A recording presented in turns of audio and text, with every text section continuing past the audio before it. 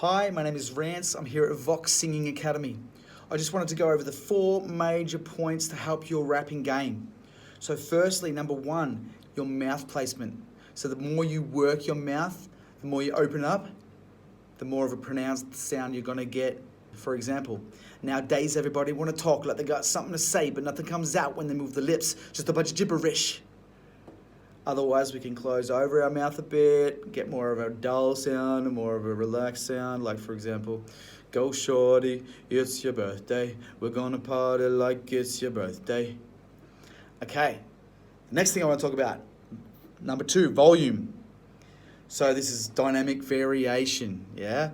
We're accenting, we're emphasizing certain words.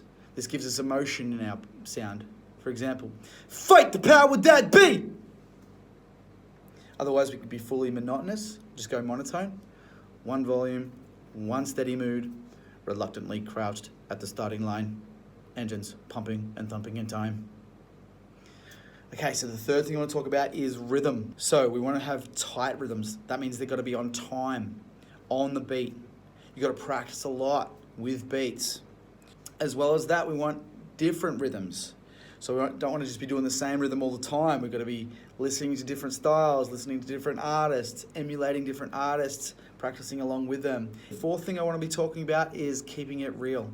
So we want to be performing as ourselves, our personality, using our own accents. And if we're writing our own stuff, we've got to be drawing from our own culture. Be true to yourself. Great, so those are the 4 best ways to improve your rapping game. Working on your mouth placement, on your volumes, on your rhythms, and keeping it real. So in the next upcoming weeks, I'm going to go over each one of these in more detail. Keep an eye out for those videos and keep on loving it.